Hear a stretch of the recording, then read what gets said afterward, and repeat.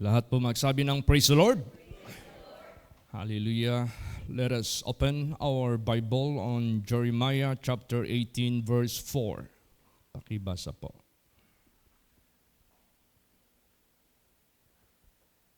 Praise the Lord. And the vessel that he made of clay was marred in the hand of the potter. So he made it again, another vessel, as seemed good to the potter to make it. Praise the Lord. All right. Ito po yung inutos ng Diyos kay Prophet Jeremiah. Siya po ay pinapunta talaga doon sa isang potter para meron siyang ipakita doon kay Prophet Jeremiah upang may mensahe na gustong ihatid ang Diyos sa Israel. At ito yung nakita ni Prophet Jeremiah sa pagpunta niya doon sa potter. According to Jeremiah 18 verse 4, and the vessel that he made of clay was marred in the hand of the potter. So, merong hawak yung potter na durog o sira na sisidlan na clay, yung parang paso o kolon na marred sa kamay niya. Pag sinabing marred, yung durug-durug, sira. So he made it again another vessel. Yung sira na clay na yan, na dating buo at sira, ito po ay gagawin niya uli ng isang vessel as seemed good to the potter to make it. Kung ano yung gusto niyang gawin. Anong mensahe nito sa people of Israel? Basahin natin. Jeremiah 18 verse 6. Praise the Lord. O house of Israel, cannot I do with you as this potter, saith the Lord? Behold, as the clay is in the potter's hand, so are ye in mine hand, O house of Israel. Ayan. So yung ipinakita ng Diyos kahit paman kay Jeremiah na kayang gawin ng isang potter ang vessel na sira, durog at pwede niya itong gawin uli na buo, maganda ayon sa kanyang gustong gawin. So yun ang message na ibinigay ng Diyos sa people of Israel. Ganon din po sa buhay po natin. Binigyan tayo ng pagkakataon ng Diyos na pwede tayong durugin sa ating buhay na hindi maganda at tayo ay buuin sa mabuting buhay at mabuting vessel. So yan ang mensahe ng Diyos sa ating lahat. Hindi lamang sa people of Israel, kundi sa lahat ng mga tao sa mundong ito. Lalo't na tayo na nandito na sa ating Panginoong Hesukristo na minsan tayo ay masama, makasalanan, dinurog ito ng ating Panginoong Diyos. Sinira ito, pinatay ito ng ating Panginoong Diyos at binuo niya tayo uli. Binuhay niya tayo uli sa magiging sisidlan sa kaligtasan, maging sisidlan sa presensya ng ating Panginoong Diyos para sa kanyang kaluwalhatian. O ito na yung buhay natin. Nandito na tayo sa kamay ng ating Panginoong Diyos. Sira na yung ating kahapon na dati na mga karumihan, kasalanan sa buhay natin. Nabuo na naman tayo ng ating Panginoong Diyos para dito niya i-demonstrate yung kanyang glory. Dito niya i-demonstrate yung kanyang pagliligtas kahit naman sa buhay natin. At mangyari, pwede din tayong gamitin ng ating Panginoong Diyos. Alam mo kung hindi sinira ng Diyos yung ating buhay sa kasalanan, wala. Tayong lahat mamamatay sa ating kaluluwa. Mabuti na lang sinira yung ng ating Panginoong Diyos. At tinayo niya ngayon ang buhay natin na mabuting sisidlan na ikapupuri kaluwalhatian ng ating naglalang sa ating lahat. Tingnan mo anong sinabi dito. Kung hindi sinira ng Diyos yung ating buhay na makasalanan. Kung hindi dumating sa atin yung gospel na magsisi tayo at magtalikod tayo sa ating kasalanan, hanggang ngayon buhay pa rin yung ating sisidlan na masama at marumi at wala itong patutunguhan kundi sa kasiraan. Mabuti na lang dumating ang gospel of the Lord Jesus Christ sa buhay natin, naglinis sa buhay natin, nagmold sa buhay natin, nag-umol sa atong kinabuhi. Siya yung nagwangis sa buhay po natin. Alam mo, anong sinabi dito ng Diyos sa people of Israel? Basahin natin sa Jeremiah 18 verse 7 and 8. Praise the Lord. At what instant I shall speak concerning a nation and concerning a kingdom, to pluck up and to pull down and to destroy it. If that nation against whom I have pronounced turn from their evil, I will repent of the evil that I thought to do unto them. Yan. So ang ibig sabihin ng ating Panginoong Diyos, sino mang nation, sino mang mga tao sa sanglibutang ito, that He pronounced against to pull up and to pull down and to destroy it. If that nation against whom I have pronounced turn from their evil, and I will repent of the evil that I thought to do unto them. So merong chance, merong pagkakataon ginawa ang Diyos sa lahat ng tao sa mundong ito, sa ating buhay, na dahil sa kasalanan na nangyari sa buhay ng tao, dahil sa karumihan, dahil sa kalikuan, yun ang plano niya, bubunutin tayo ng Diyos. I-destroy tayo ng ating Panginoong Diyos because we are not worthy to stand in His presence in the kingdom of God. Pero anong ginawa dito? Anong sinabi dito? Pag sila ay nagrepent, pag sila ay tumalikod sa kanilang kasamaan o kasalanan, I will repent the pronouncement against them to do evil. Ito na yung buhay natin sa ating Panginoong Diyos. Binigyan tayo ng pagkakataon ng Diyos na kung saan yung ating buhay makatalikod pa sa kasamaan, makatalikod pa sa ating kasalanan, makatalikod pa sa lahat ng karumihan. Nilinis tayo sa banal na salita ng ating Panginoong Diyos para dito niya i-establish ang kaligtasan, ang kaharian ng Diyos, ang pagpapala na pangako ng ating Panginoong Diyos na dito sa sanglibutang ito, hindi tayo magkakaproblema sa lahat ng ating hinaharap sa sanglibutang ito. He will take care of it. He will take the responsibility of our future. Yung maliwanag yung sinabi ni Jesus, lagi niyang binabalik sa atin, unahin niyo lang yung kaharian ng Diyos at ang kanyang katuwiran at ang lahat ay pawang idadagdag lamang sa inyo. Yung ating mga necessities, idadagdag lang yan ng ating Panginoong Diyos. Kaya sa Malaysia, kararating lang namin, alas 4 na kami dumating sa airport ng madaling araw.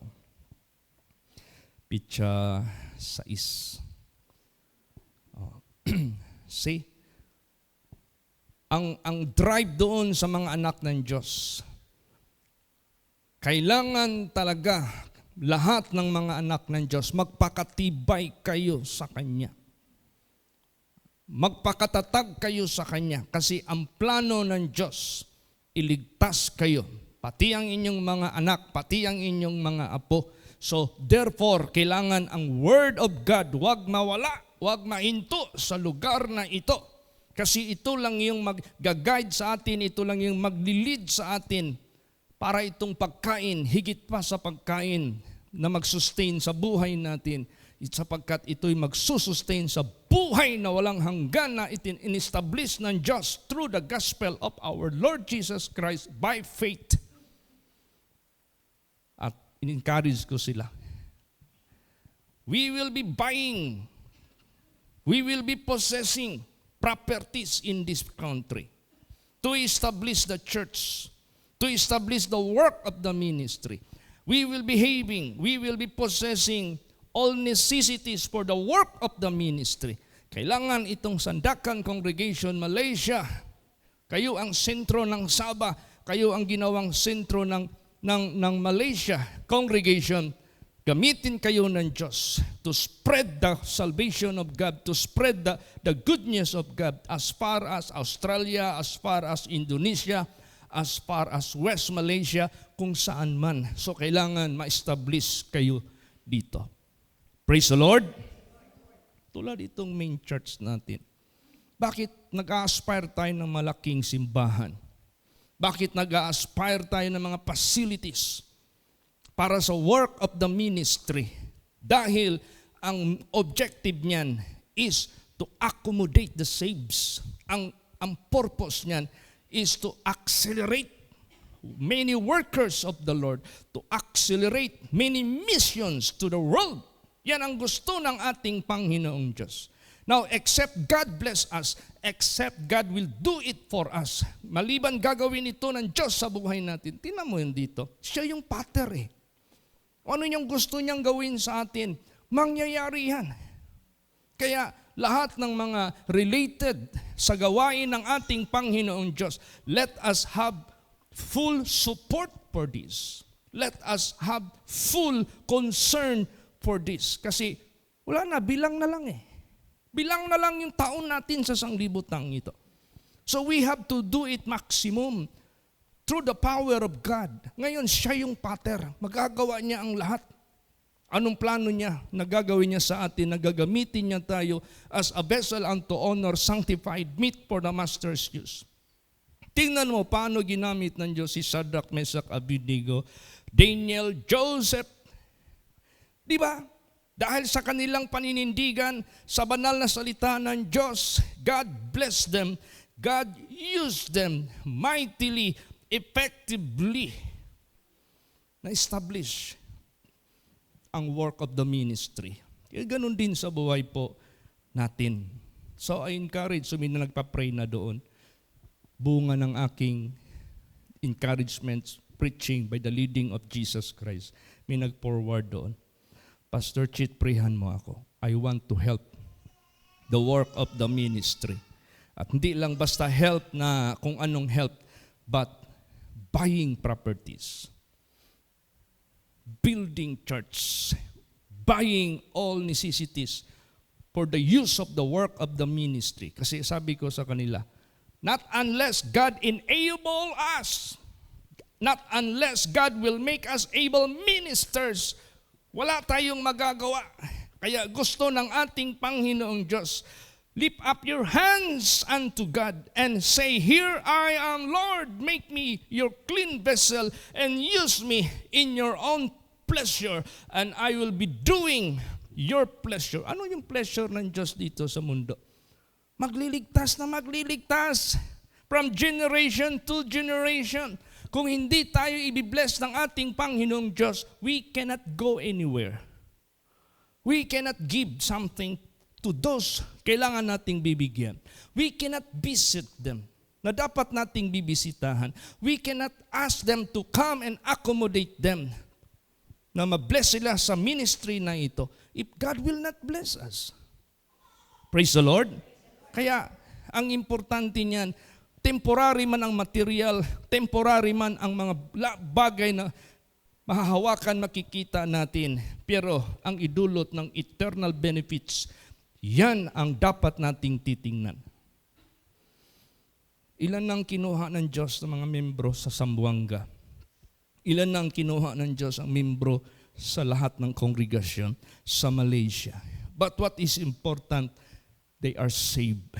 What is important, they slept in Christ Jesus. Kaya tayo na mga buhay, dapat ma-maintain tayo na ligtas. Kung sakaling susunod tayo doon sa mga nauna, yung ating mga anak, yung ating mga apo, yung mga newly saved, kailangan talaga sila ma-feed, kailangan sila mapangalagaan, so kailangan talaga ang ministry na ito ma-establish. Kaya sabi ko sa kanila, one of these days, Pastor RJ might be going to this place, sa doon sa Sabah, to conduct for the young people spiritual ministry. Kailangan yung, kasi yung mga anak nila, pinag-aasawa lang ng mga Muslim. nawawala sila sa totoong kaligtasan. Kaya nire-restore yung kanilang the damage that has been done. Anyway, hindi pa naman sila kawin, hindi pa naman sila ikinasal. At sila nag-decide lahat, hiniwalayan nila lahat. If you cannot bring them to Christ, don't let them bring you to destruction of your eternal soul. Kaya ang ginawa nila, hiniwalayan nila. And they are waiting for the right person. Kasi sabi ko, lifelong relationship yan. Sabihin ko. Kasi kinausap ko sila one by one yung mga naanakan ng mga M doon. Ito ang status ninyo. Did you invite him? Did you try to bring them to the truth? Yes, but they stood firm. Ayaw nila. So therefore, huwag mo nang gawin yung pagkakamali. Pagkamali ka na, huwag mo nang ipatuloy. Putulin mo yan. No, hindi pa naman kayo kinasal. So lahat sila, siniparate nila. Yes, the Bible, nandyan yan sa Bible, pinagbawal ng Diyos ang mga marriages doon sa mga worshiper of idols. Kasi madadrag ka sa mali na pananampalataya, madadrag ka sa maling Diyos. You must remain to the true and faithful God. Praise the Lord. At wala nang ibang nakaprove that He is God, that He is the Savior. Pag sinabi niya, I am the resurrection and the life, He was resurrected. Pag sinabi niya, I am He who came from heaven, He ascended back into heaven. Hindi pwede magsabi ka, my home, this is my address. Tapos hindi ka nga bumalik doon. So you are not telling the truth. But Jesus, pag sabi niya, I came from heaven, so He went back to heaven. So He is the only one that can prove all His statements are true and faithful. Kaya bring people to Christ. Praise the Lord. Wag mong gawin marriage will break you. Wag mong gawin marriage will drag you to the wrong God, to the false gods. Let marriage bring more to Christ. Let marriage bring more souls to Christ. Tulad iba sa inyo, nakapagpangasawa kayo ng hindi taga holy place, pero nadala nyo sila dito. That's good. Praise the Lord. Yan ang dapat gawin. So, yan ang gusto ng ating Panginoong Diyos. Biko, ingatan ninyong mga anak ninyo. Huwag niyo silang basta-basta na lang na hayaan na lang na makuha. Kaya let the work of the ministry must be established. We will purchase lands. We will erect buildings. We will be buying all the facilities for the work of the ministry. Kawawa naman. Sa Sampurna, yung pamilya ni Sister Imelda, ang dami nila. Narinig ko yung mga testimonies nila. Sila rin ay sumusuporta sa gawain ng kanilang mother. Sila rin naniniwala sa ating Panginoong Hesukristo. May isa doon nagpa-pray. Pastor, i-pray mo ako. Meron akong partner kasi instructor ng diving sa mga isla dyan sa Malaysia. Maraming mga foreigners na nagtayo siya ngayon ng yung diving institution. At merong Chinese na nakipag-partner sa kanya na magtayo ng resort sa island. Parang 5 islands ang bibilhin nila.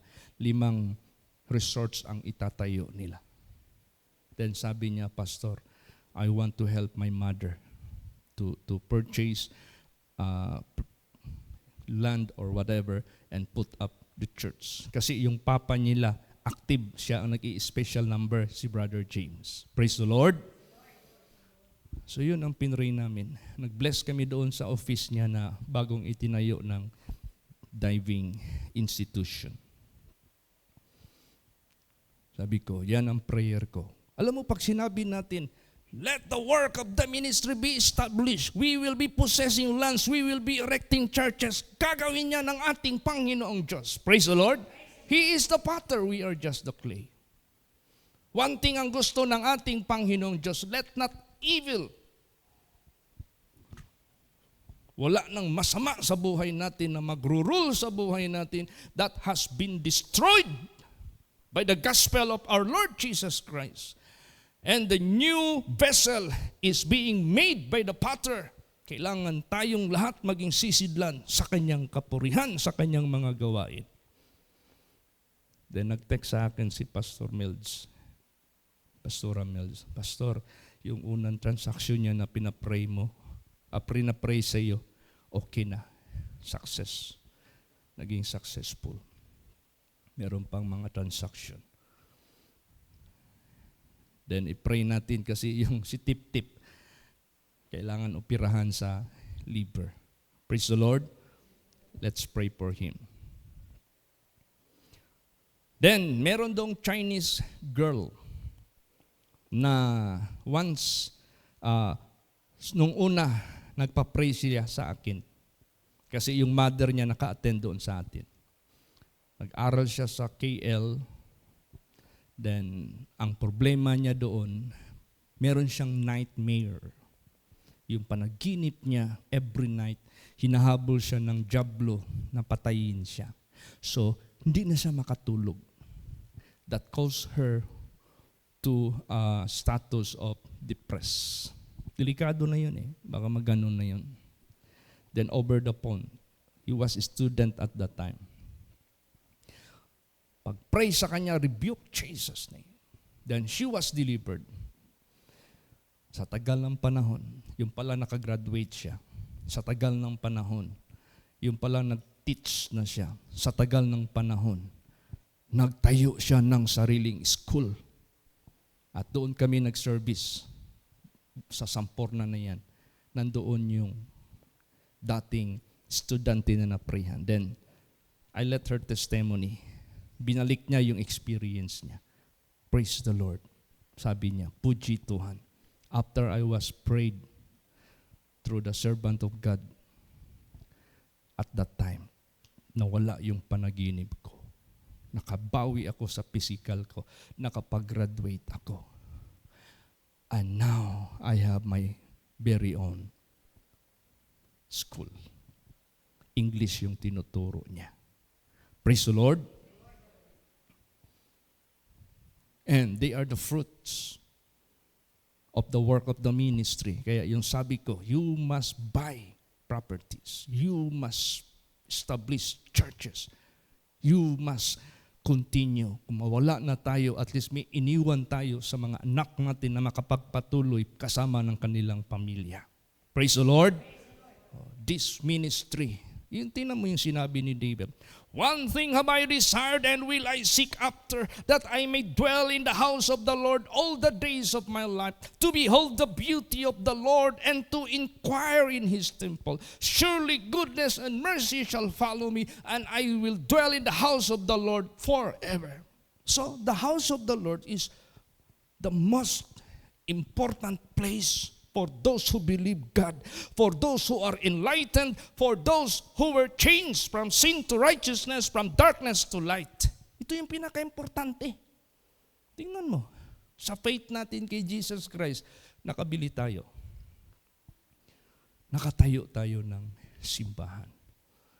By faith, tatayo naman tayo ng big church after matapos itong parsonage. Kahapon, pag-arrive namin, madaling araw, medyo nag-umaga na. Sabi ko, malaki palang building na ito. Parsonage, akala ko, laki pala nito. Nung nalagyan na siya ng ano. Sabi ko, wow, Lord, I cannot imagine this. How you sustain it, how you made it. Yeah, sabi ko, magdagdag tayo ng mga i-hire natin para mahabol natin matapos sa May na mablessingan yan by the grace of God. Praise the Lord. Then, ang faith ko, next, ang big church natin. Bakit? May experience na ako eh. May experience na ako. What if we all together do pray? What if we all together aspire for that big church? Kung ako lang sa pamilya ko, nakagawa kami ng ganyan. What if we gather our faith? if we gather our effort, if we gather our love, if we gather our concern for the work of the ministry, mas malaki pang magagawa natin. Praise the Lord. And this is just a model so that every place, every church, every country may establish ang work of the ministry dahil lumahalaga ang kaluluwa ng mga tao sa mata ng ating Panginoong Hesukristo. They are so precious. Praise the Lord. Napaka-precious. Kaya pasalamat tayo sa Diyos. Siya yung gagawa, siya yung pattern. Kaya niyang gawin. Basta mapalugod natin ang ating Panginoong Diyos.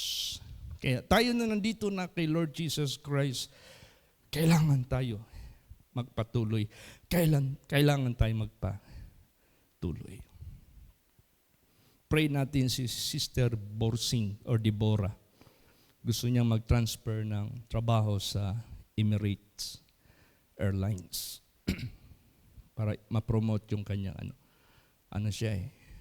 cabin crew sa isang eroplano sa AirAsia.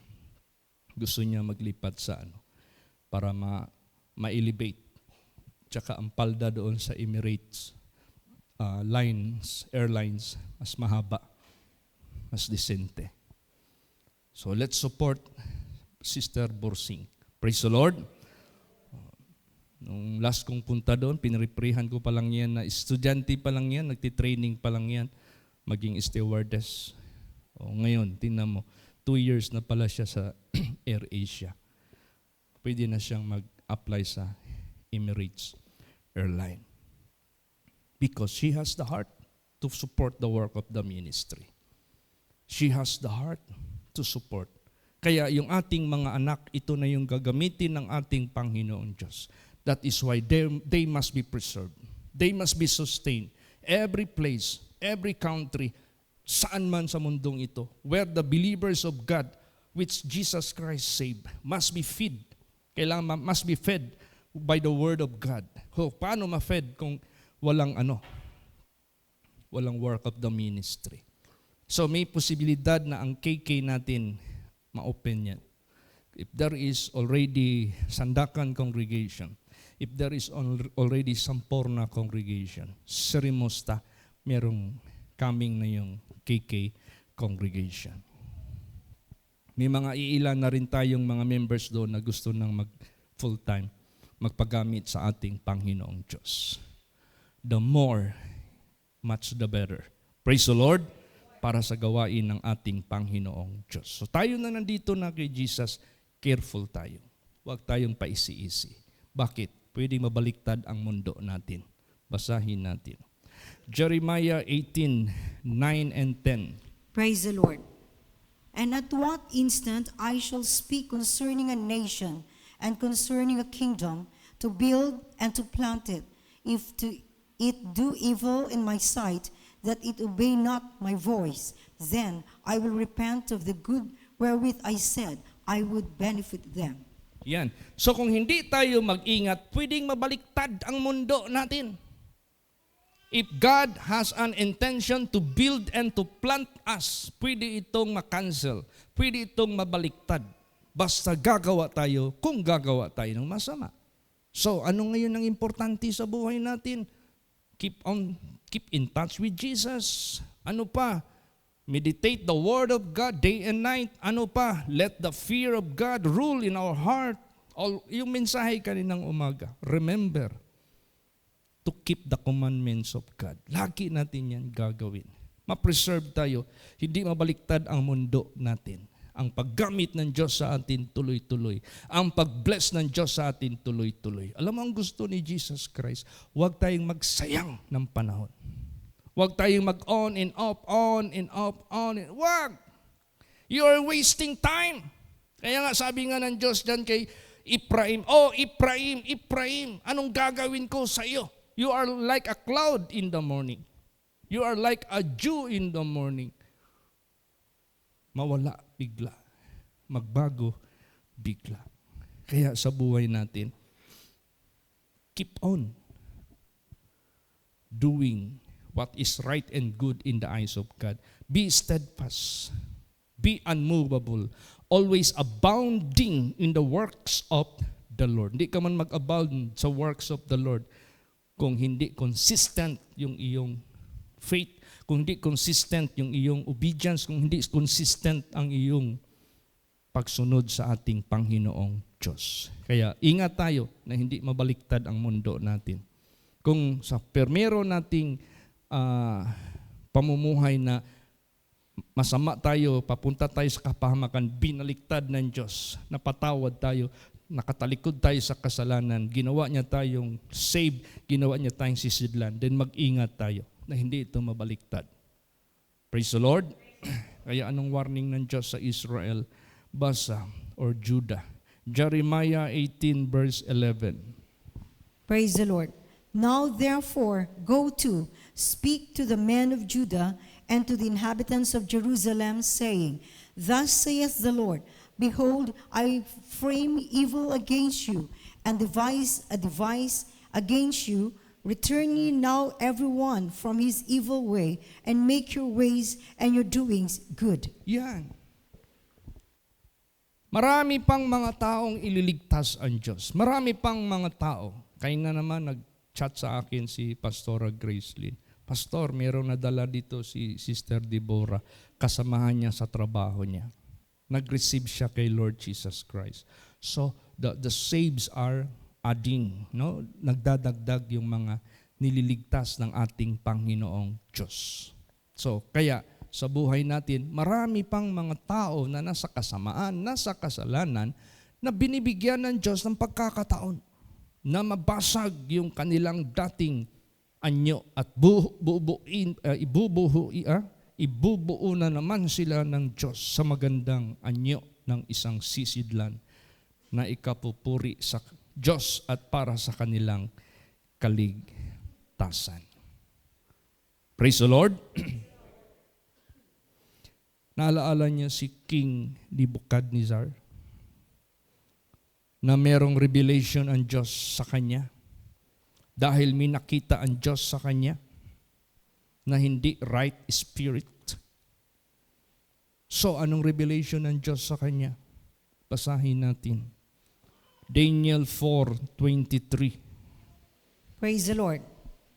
And whereas the king saw a watcher and an holy one coming down from heaven, and saying, Hew the tree down and destroy it, yet leave the stump of the roots thereof in the earth, even with a band of iron and brass, in the tender grass of the field, and let it be wet with the dew of heaven, and let his portion be with the beasts of the field, till 7 times pass over him.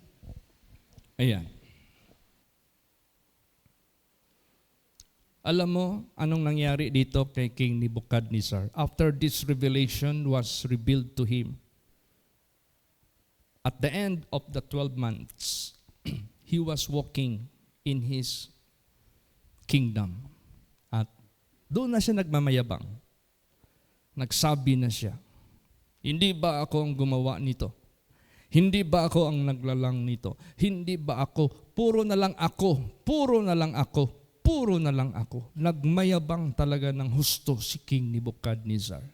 Yung pala, yung revelation ay pinakita ng Diyos sa kanya na puputulin ang malaking puno at iniwan ang root at saka yung stump. Yun na lang tuod. So hindi siya pabinonot at itinapon. Meron pang iniwan. Meaning to say, may chance pa na magsibol uli. May chance pa. Related din ito sa mensahe. Yung marred na vessel sa kamay ng potter, ginawa niya uling bago. Ito ganun din. There is similarity. So anong nangyari? Natupad yung revelation.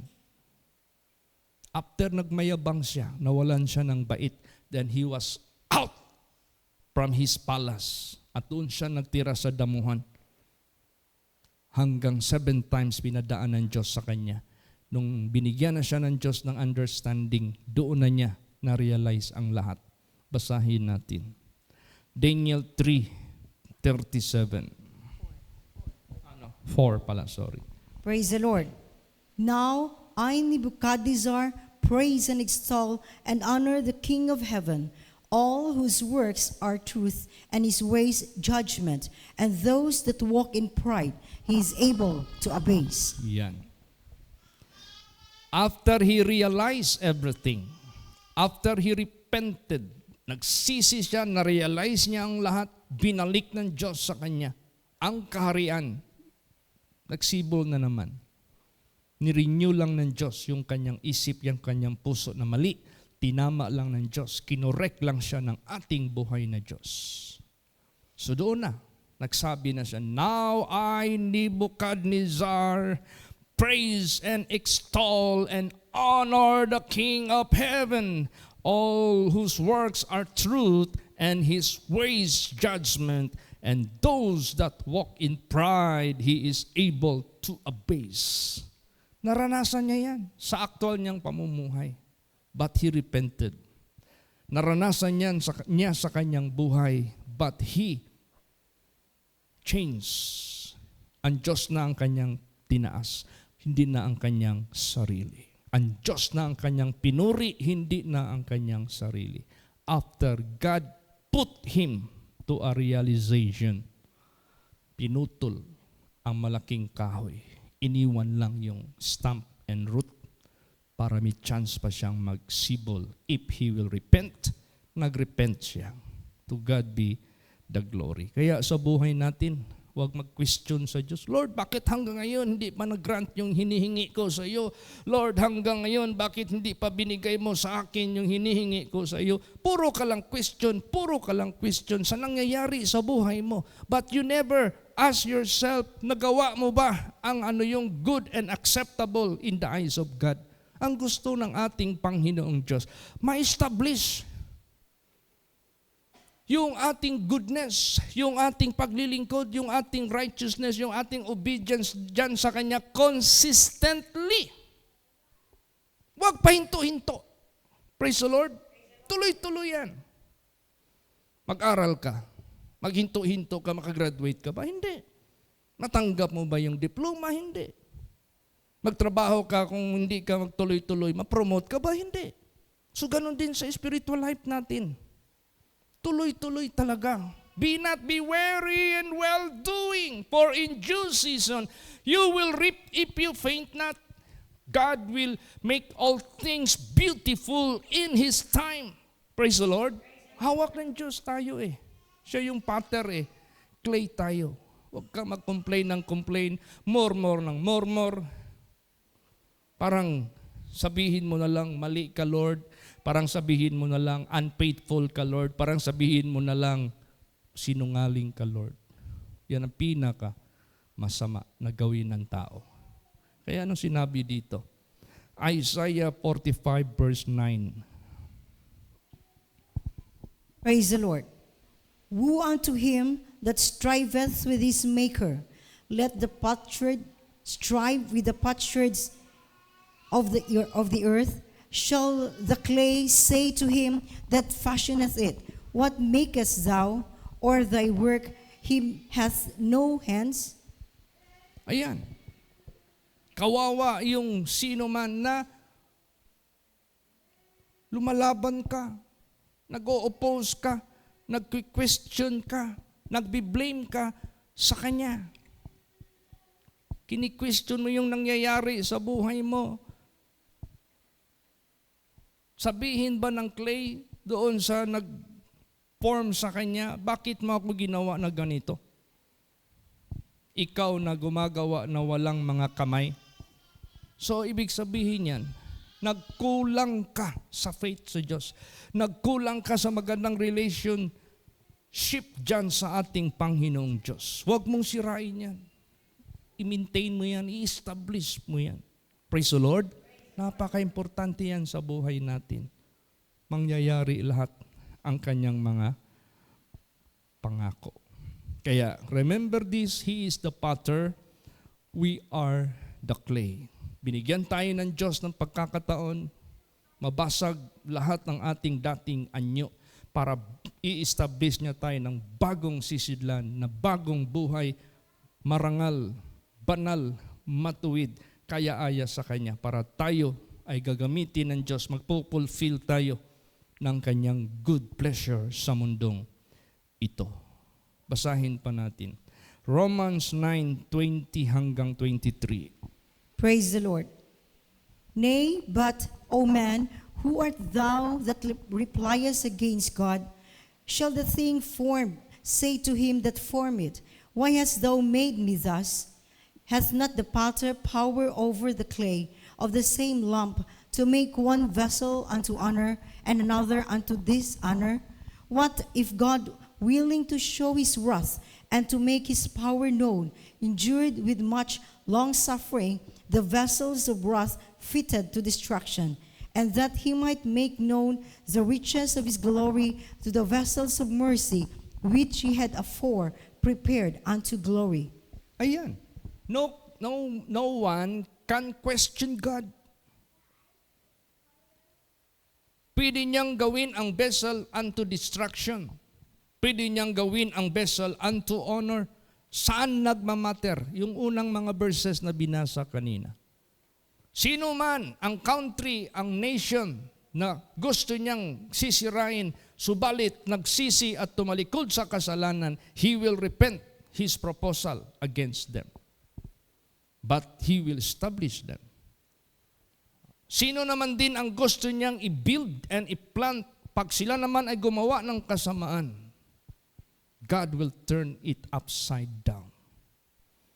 So, saan nagmamatter ang buhay natin? Between good and evil. Pag gumawa ka ng evil sa presensya ng Diyos, you will reap evil. Pag gagawa ka ng mabuti sa presensya ng Diyos, you will reap good. Now, tinuturuan tayo ng Diyos to be good. Diyan nagmamatter. Kaya anong gagawin natin ngayon? Amos 5:14. Praise the Lord. Seek good and not evil, that he may live, and so the Lord of God of hosts shall be with you as ye have spoken. Yan. Seek good and not evil, that ye may live. And so the Lord, the God of hosts, shall be with you as he have spoken. Kaya ang buhay natin nagmamatter sa good and evil. Huwag ka nang gumawa ng masama. Gawin mo na lang ang isa, ang mabuti. 100% yan. Mai-establish ng Diyos yung kanyang promise, yung kanyang covenant sa buhay mo. Kaya lumabas sa bibig ko sa sandakan, lahat. Lahat ng mga membro dito, you will be buying house and lot. Proclaim ko yan. Promise yan ng Diyos eh. I will bring you to the land to be very own of yours. Dadalhin ko kayo sa lupa na maging sarili ninyo, filled with milk and honey. You will be buying house and lot here. And we will be buying property for the work of the ministry. Praise the Lord. Yan man nangyari sa Davao Congregation. Sample man kayo. Bunga man kayo sa katotohanan ng Diyos. Bunga kayo sa covenant ng Diyos. Praise the Lord. And the same pattern we have to teach. We have the same pattern we have to preach. God is no respecter of person. Alam mo saan kami natulog doon sa Kuta, Kinabalo? Doon sa house in lot na sarili na ni Sister Ayang. Before they were just dwelling in a certain small room. But sa kanilang faithfulness. Alam mo, pagpasok ko sa bahay nila, nandiyan kagad yung laptop, nandiyan yung mga speakers. Sabi ko, what are these for? Ay, Pastor, ito yung gadgets namin tuwing kami mag-online sa iyo. Daily kami nag-online. Daily kami nakikinig sa Word of God. Tingnan mo. Nakabili sila ng house and lot. Kahit sino man sa inyo na mag-visit doon, accommodated kayo sa work of the ministry. Kaya sabi ko, giproclaim ko sa lahat ng sandakan na wala pang house and lot. You will be possessing house and lot. You have to house your household very own sa sarili ninyo. At magkakaroon tayo ng sariling property sa simbahan para mapangalagaan ang lahat ng clan ninyo. Acts 16:31. We have to proclaim that. We have to believe that. At yan ang gagawin ng Diyos sa lahat ng kongregasyon. Praise the Lord. So i-pray ninyo na ma-establish ang Hong Kong. Actually, ang Hong Kong congregation, continuous sila doon. Magbisita kami doon by 15th, Sabado. Mag-service kami doon ng morning divine. After lunch, mag-evangelistic kami. Pagkatapos sa hapon, punta na kami ng airport balik dito sa Davao. Kasi wala man silang araw doon na available, Sunday lang.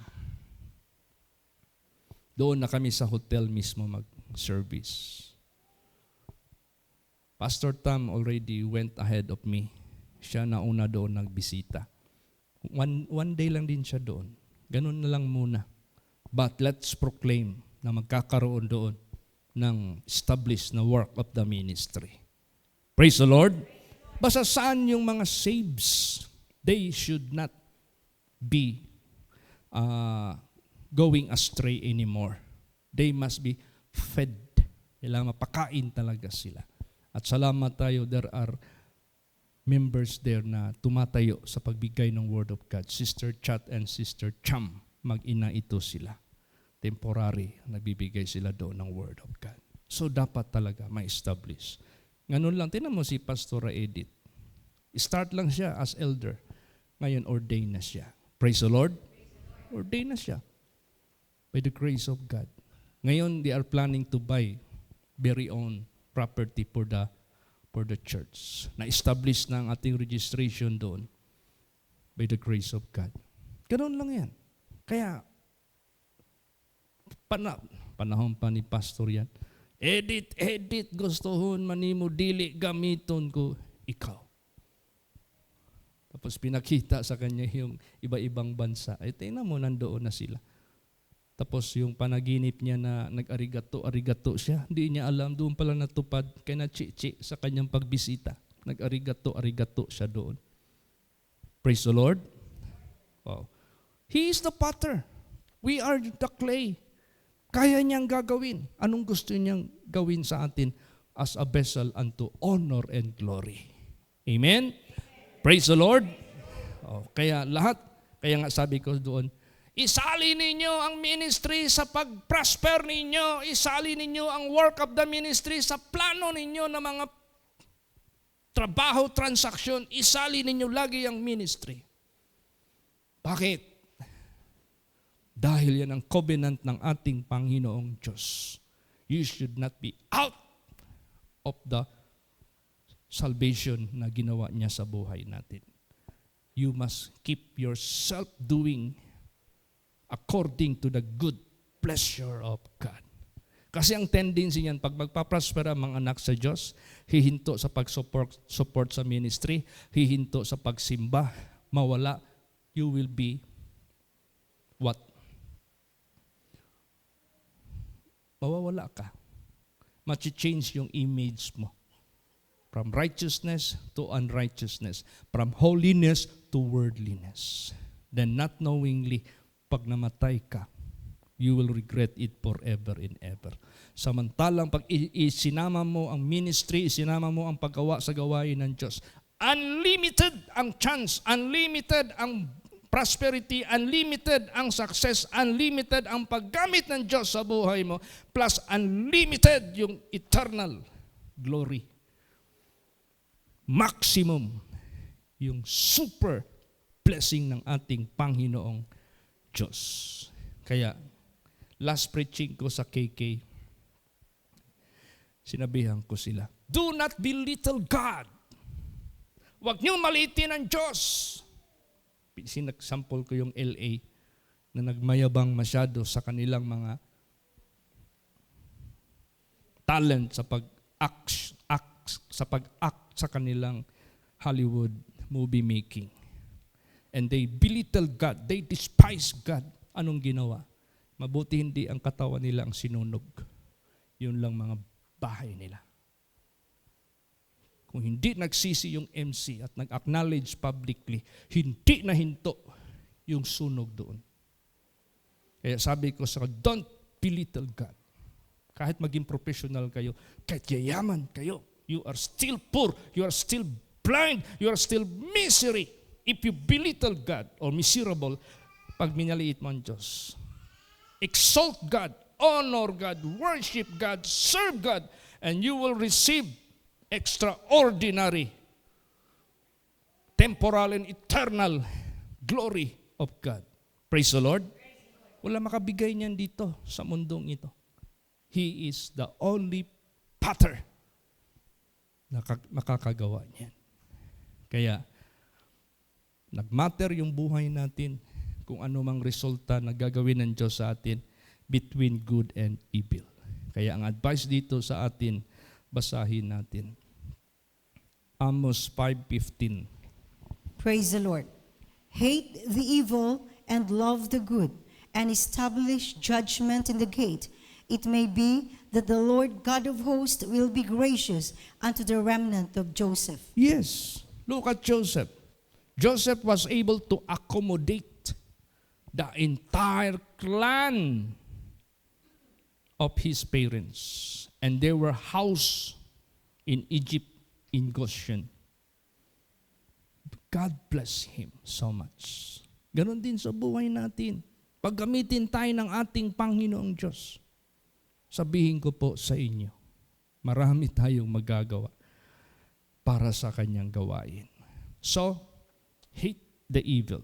Love the good. Para maging gracious ang Diyos. We are the remnants of Joseph. Praise the Lord. Because we follow after the footstep of Joseph. So, conclusion and last verse, basa. Isaiah 64 verse 8. Praise the Lord. But now, O Lord, thou art our Father. We are the clay, and thou our potter, and we all are the work of thy hand. Yan. Now, O Lord, we are the clay, and you are the potter. We are all the work of your hand. Tama man talaga. Hindi man tayo naging tao dito, hindi tayo nilalang ng ating Panginoong Diyos in His own mighty way.